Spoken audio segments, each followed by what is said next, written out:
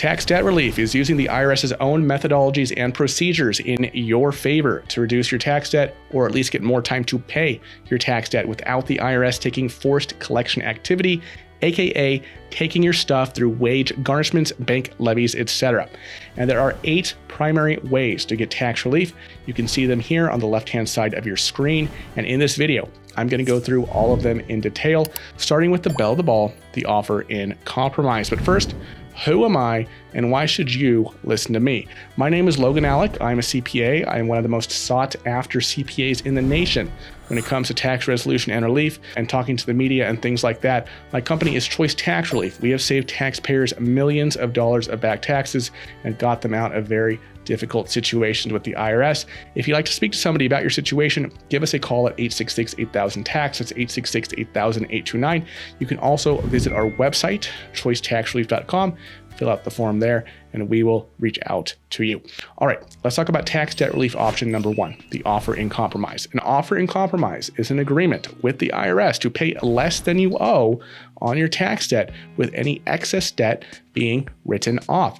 And the beauty of the offer in compromise is that it doesn't matter so much what you owe, it matters what you can pay based on the IRS's methodologies and standards. So even if you owe the IRS $1 million, if we can show the IRS that by their own procedures, their own math, their own methodologies laid out in the Internal Revenue Manual for calculating how much equity you have in your assets and what your monthly expenses are, and we can show them that, hey, your reasonable collection potential is only $100, the IRS should accept that $100 as your offer in compromise and write off the remaining $999,900.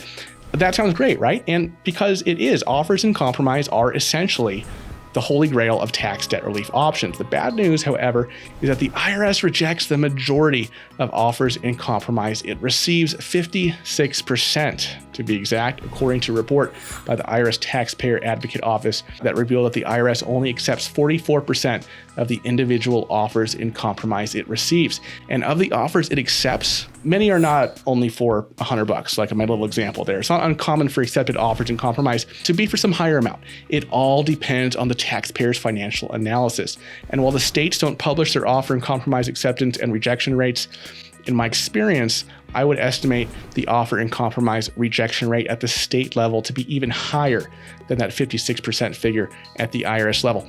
But there are some things you can do to maximize your chances of getting your offer in compromise approved, including making sure of the following things. Number 1, make sure you actually qualify for the type of offer in compromise you are submitting. Number 2, make sure you have filed all required tax returns for the past 6 years. Number 3, make sure you've correctly completed all required forms, such as the Form 656 and the Form 433A OIC. Number 4, make sure you have included the correct documentation and payments with your offer in compromise. And number 5, make sure you have mailed your offer to the right address. For more information about maximizing your chances of getting your offer in compromise approved, check out my in-depth video aptly named How to Get Your Offer in Compromise Approved in 10 Steps by clicking right up here at the top of the screen or in the link in the description below. The second way to get tax debt relief is called Currently Not Collectible Status. Currently Not Collectible, or CNC status, is a special hardship status with the IRS that allows you to owe the IRS but not have to pay your debt as long as you remain in this special status. That's right, no payments.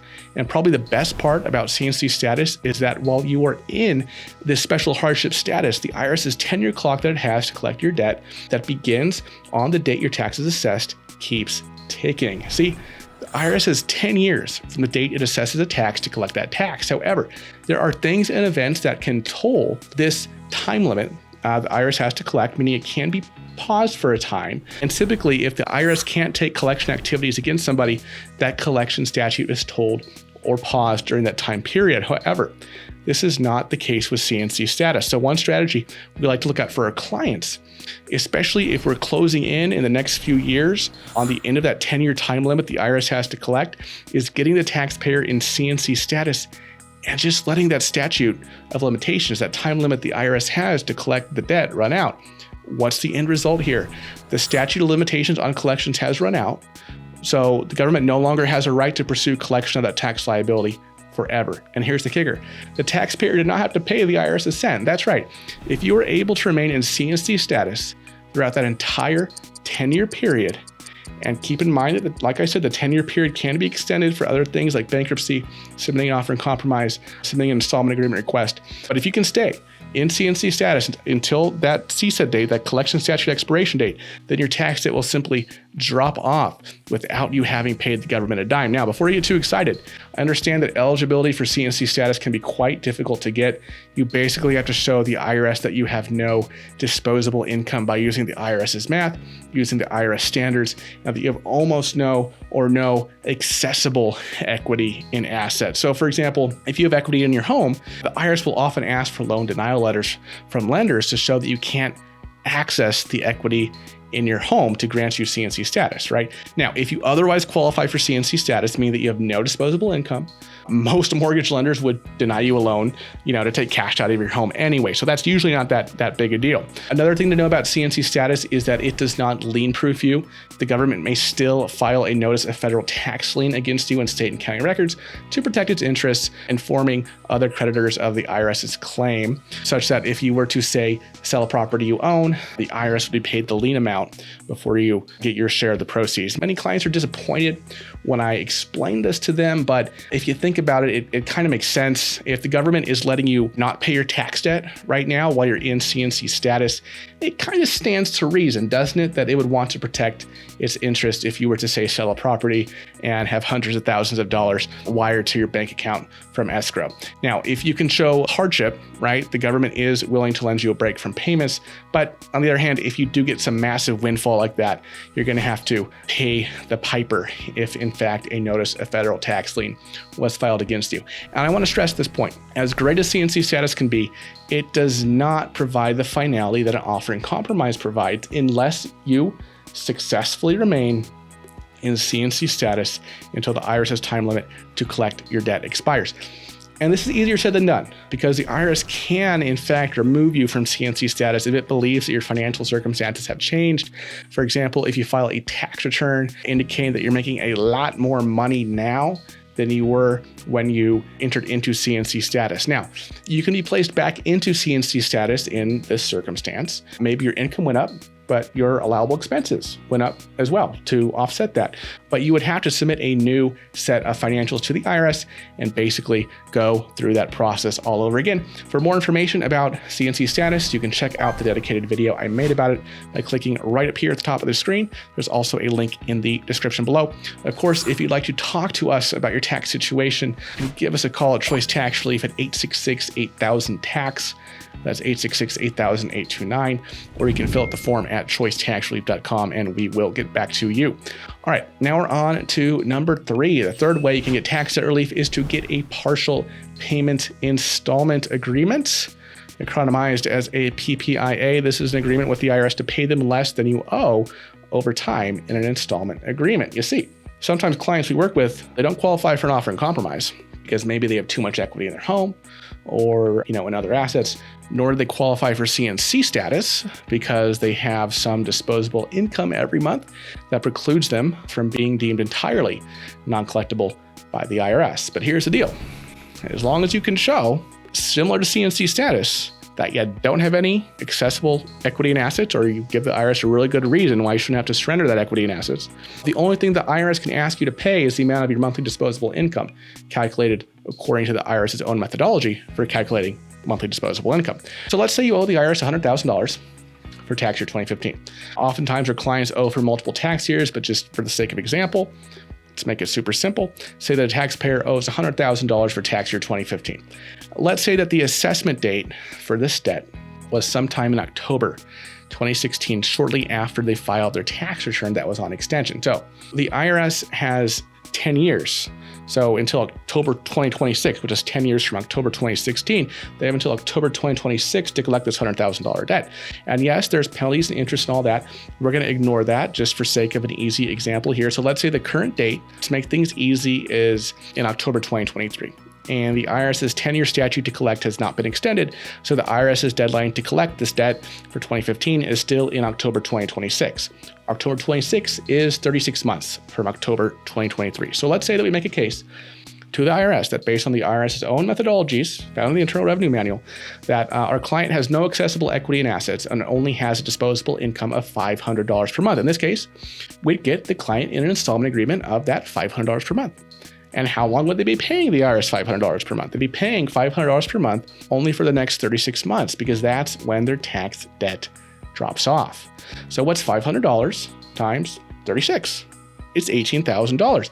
That's not a bad deal on a $100,000 tax debt. That's why this is called a partial payment installment agreement, because it's only going to partially pay off the balance in an installment agreement with the IRS.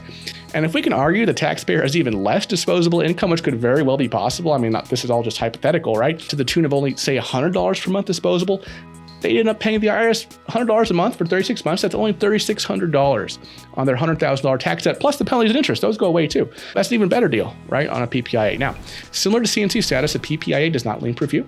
The IRS may still file a notice of federal tax lien against you. Also, the IRS has the right to review PPIAs every 2 years. And in fact, this is not mere policy set by the IRS. This is statutory. It is in the Internal Revenue Code itself. IRC Section 6159D says, in the case of an agreement entered into by the Secretary, meaning the Secretary of the Treasury, and by extension the IRS, under subsection A for partial collection of a tax liability, that is a partial payment installment agreement, the Secretary shall review the agreement at least once every 2 years. So if you're making more money when the IRS reviews your PPIA 2 years, sometimes 4 years down the line, they may want to revisit it and potentially move you to a full payment installment agreement, which I'll discuss next. So that's how partial payment installment agreements work.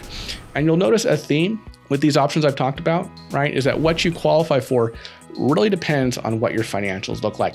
And I'm not talking about your actual financials and cash flow. I'm talking about your financials viewed through the lens by the IRS's methodologies and standards found in the Internal Revenue Manual and reported on forms like the 433A, the 433F, the 433A OIC for an offer in compromise, because the IRS doesn't let you take all your expenses necessarily, right? And they cap others at standards that the IRS comes up with every year. All right, let's move on to the fourth way you can get tax debt relief, and that is to enter into a full payment installment agreement with the government. This is an agreement with the IRS to pay off your entire tax debt over time.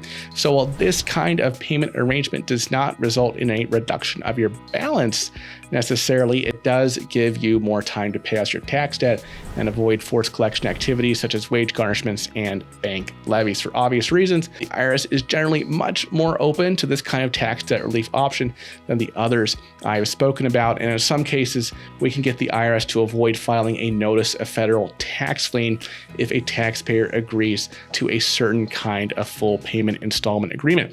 With CNC status or partial payment installment agreement, there is no lien protection, right? But there can be, though not necessarily, but there can be with a full payment installment agreement in some circumstances.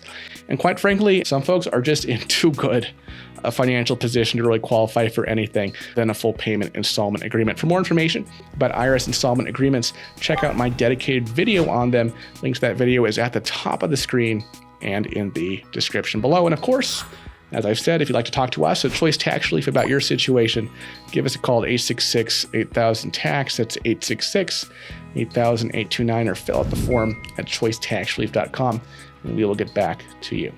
All right, the fifth way you can get tax debt relief is to get penalty abatement. If you owe the IRS money, they will charge you penalties as a result. The most common IRS penalty is the failure to pay penalty, which the IRS charges at 0.5% of your unpaid balance every month or part of a month, with a maximum failure to pay penalty of 25% of your total balance.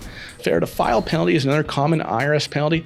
This penalty is equal to 5% of your unpaid balance for every month or part of a month that your tax return is late, with a maximum penalty of 25% of your balance. Now, if you are unlucky enough to be subject to both the failure to pay penalty and the failure to file penalty, the failure to file penalty is reduced by the failure to pay penalty for the 5 months during which the failure to file penalty kicks in. So because of that, the maximum combined failure to file penalty and failure to pay penalty amount can be hit up with is 47.5% of your tax balance. There are many other penalties as well the IRS can accrue and assess, but these are the major ones that we see most often. The good news, though, is that you can get some abatement, that is forgiveness of your tax penalties. If you've been a good taxpayer historically and just got behind for a year or something like that, we can generally get the IRS to waive these penalties for a year, right, for that year.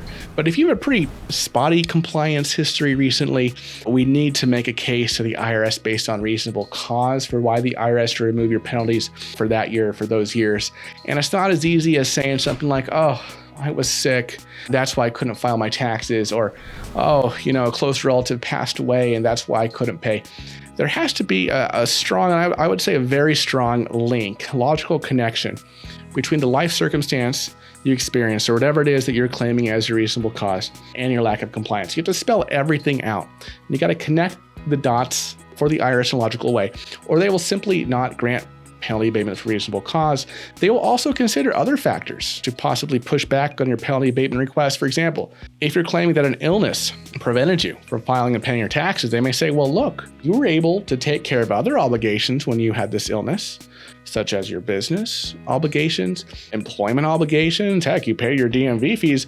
Why didn't your illness hinder you from taking care of those things? But it did hinder you from taking care of your business with us, the IRS. See how they think? That's the mentality the IRS has when it comes to penalties. That said, I do recommend at least looking into penalty abatement for yourself as a form of tax debt relief if you owe the IRS. All right, the sixth way to get tax debt relief is called innocent spouse relief. Innocent spouse relief is a form of tax debt relief where your spouse or ex-spouse made some mistakes on a married filing joint return that you were on as well. Examples of these mistakes could be underreporting income or taking tax deductions or credits that they shouldn't have. Now, because in this situation, it was a married filing jointly return that you filed with your spouse, you're on the hook just as much as your spouse is for that tax debt. It doesn't matter if he or she earned all the income and he or she was the one who actually filled out the return. By signing that married filing jointly return as the spouse, you are affirming under penalty of perjury, to quote directly from the language on the Form 1040, the tax return itself, that you have examined the return and accompanying schedules and statements, and to the best of your knowledge and belief, they are true, correct, and complete.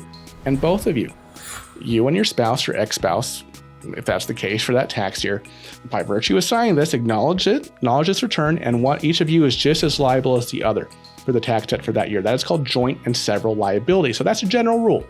But if you qualify for and obtain innocent spouse relief, you are not on the hook for the taxes, penalties, and interest attributable to your spouse's or your ex-spouse's shenanigans on that tax return. Now, to get innocent spouse relief, the burden is on you to show that you did not know and had no reason to know that the tax return that you signed was incorrect, leading to this tax balance, and that would be unfair for you to have to pay these back taxes. Now, the IRS also considers fact patterns, such as if your spouse or ex-spouse abandoned you, as well as if you personally received a significant benefit from the error on the return. So there are hoops to jump through. Ignorance of what your spouse or ex-spouse did is necessary but not sufficient. Yes, you had to be ignorant of what your spouse or ex-spouse did, but that in and of itself is not enough to make an innocent spouse claim. You must also have had no reason to know that they're being shady and that holding you liable would be unfair. And like I mentioned, there are other things the IRS looks at as well when evaluating innocent spouse claims. There's a lot of facts and circumstances involved here to make an innocent spouse claim. But the general rule is that the more distance you can show there was between you and whatever errors or misstatements your spouse or ex-spouse made on your jointly filed tax return, the better. A good example of an innocent spouse claim is where, say, your spouse runs a business that you were not involved in whatsoever because you have your own business or your own job or employment, or you're providing childcare to your children while your spouse is working on their business. And, for example, let's say that, they travel for their business. They incur a lot of travel expenses, but you don't really know exactly how much, right? So if in reality they only had $50,000 of justifiable travel expenses during the year, but they reported $75,000 of travel expenses during the year, and the IRS caught this in an audit, you may have grounds to claim that you had no reason to know exactly how much your spouse spent on travel for the business. Was it 50 or 75? You really had no reason to know. But if the return had an extremely obvious error in it, for example, if your tax return indicated a deduction or credit for tuition expenses, but you know that neither you nor your spouse nor any of your dependents are going to college right now, that's not a very good fact pattern. Basically, the more obvious the error is, the easier it is to catch, the simpler it is to understand. The closer you are to the error, the weaker your innocent spouse claim. But innocent spousal relief can be an excellent way to get tax debt relief in the right circumstances because it results in all that tax debt and the penalties and the interest attributable to your spouse's or ex-spouse's error in a joint tax return being removed from your account with the IRS. Just as a final point in here, by the way, always review your tax returns and don't just blindly trust your spouse with financial and tax matters. There are some other options available to spouses too. There's a special rule for victims of domestic violence. There's something called equitable relief as well. I do intend on covering all those options as well as innocent spouse relief in more detail in a separate video at a future time. Of course, you can give us a call here at Choice Tax Relief at 866-8000-TAX to discuss your own situation. But let's move on to the seventh way to get tax debt relief, which is to file for bankruptcy. Bankruptcy is a legal process through which debtors can obtain relief from their debt, tax debt or otherwise. I declare bankruptcy! There are certainly some drawbacks to filing for bankruptcy, but if you have significant unsecured non-tax debt, such as medical debt or credit card debt, in addition to your tax debt, bankruptcy could make sense for you. The minute you file for bankruptcy, there is what is called an automatic stay, an injunction on collections by your creditors, including the IRS. Now, you probably know this if you researched bankruptcy at all, but what about actually getting rid of your taxes through bankruptcy? Right?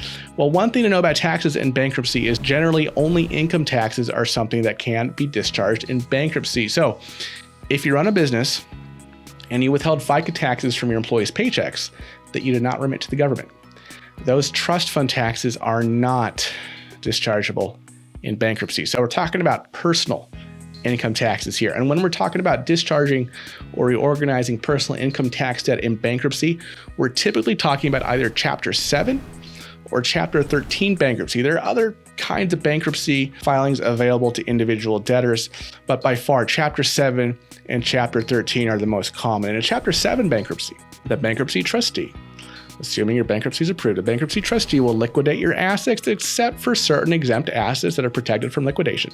The trustee will use the proceeds of these assets to pay off your debts that qualify for discharge in bankruptcy. Now, not all tax debts, unfortunately, are dischargeable in a Chapter 7. In order for your individual income tax debt to be discharged in a Chapter 7 bankruptcy, you and your debt must meet these three requirements. First, the tax must have been due at least 3 years before you file for Chapter 7. The due date for these purposes includes extensions.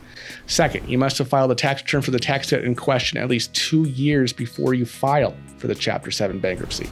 And third, the tax must have been assessed at least 240 days before you file for Chapter 7.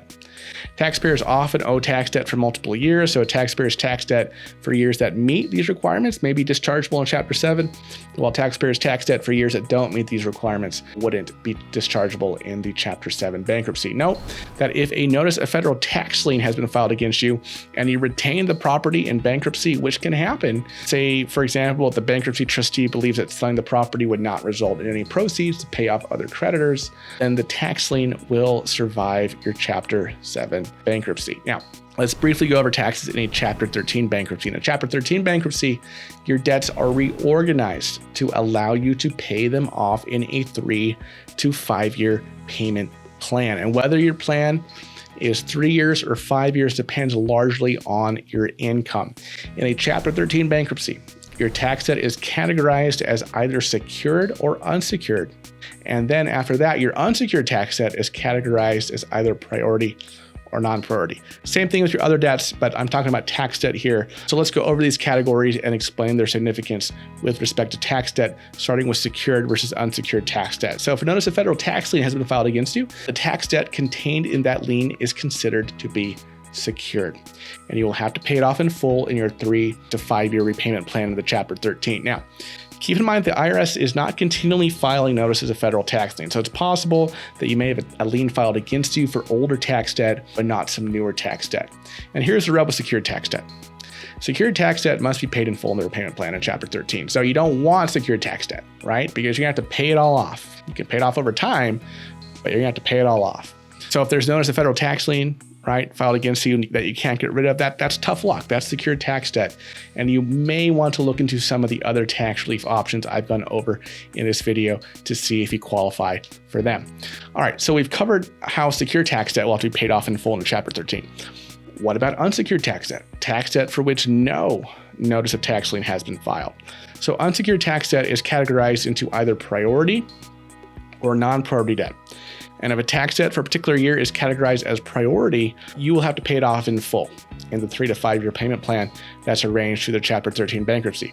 But any of your unsecured tax debt that is classified as non-priority is paid out of your remaining discretionary monthly income throughout your payment plan, which all of your other creditors get a piece of as well, right? So it's possible that you may not have to pay off all your non-priority tax debt in the payment plan, because if there's not enough discretionary income to go around to everybody and pay off all your creditors in the payment plan, basic math tells you that you're not going to have to pay them all off in full, including the IRS. So this distinction between priority unsecured tax debt and non-priority unsecured tax debt is very important. So what makes a personal unsecured income tax debt non-priority, which is what you want?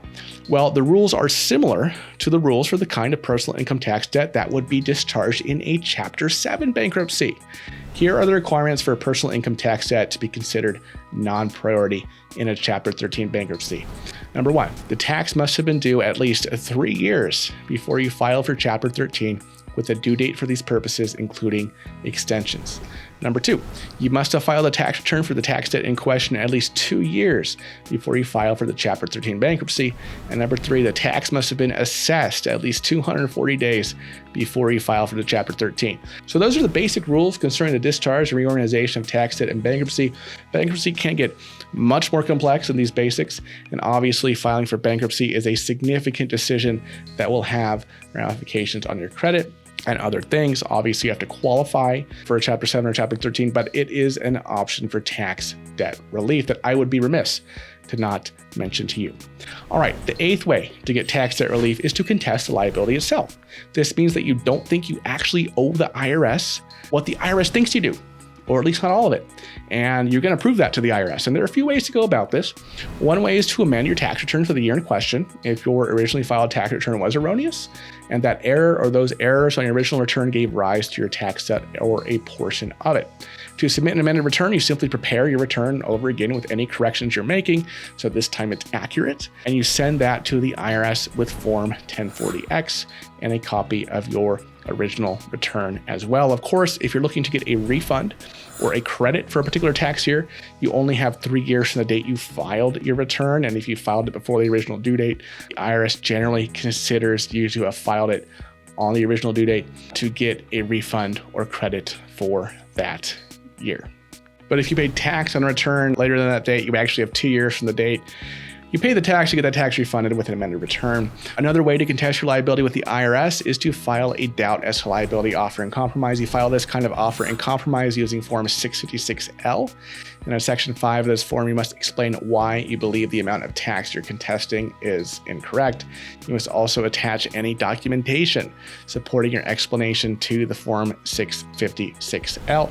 Finally, another way to contest your liability is to file an actual return for a year for which the IRS prepared a substitute for return, or SFR, for you because you didn't actually file your return for that year originally. Yes, the IRS can do that. I discussed that in more detail in my video on filing back taxes. You can see that video by clicking the link up here at the top of the screen, as well as in the description below. All right, folks, I hope you learned a lot from this video. It is jam-packed. We're about half hour in, right? That's a lot of content. Congratulations if you made it this far. Of course, it is one thing to understand which tax debt relief programs are out there for those who owe taxes, but it's another thing to take action. The IRS isn't going to necessarily tell you which of these options is best for your situation. I've seen the IRS tell people who clearly qualify for an offer in compromise to enter into a full payment installment agreement. And I've seen the IRS tell people who don't have a snowball's chance at heck of qualifying for an offer in compromise to submit an offer in compromise. If you'd like to schedule a free consultation with my tax relief company, Choice Tax Relief, give us a call, 866-8000-TAX. That's 866-8000-829, or you can book an appointment by filling out the form at choicetaxrelief.com. I also have a playlist of all my tax relief videos at the upper left-hand side of your screen, as well as one of my more popular tax relief videos in the bottom left-hand corner of your screen. I also have a free download for you, 7 secrets about your tax debt the IRS doesn't want you to know. You can get that download by clicking right below my face. Thank you so much for watching, everybody, and I will see you in the next video. Bye-bye.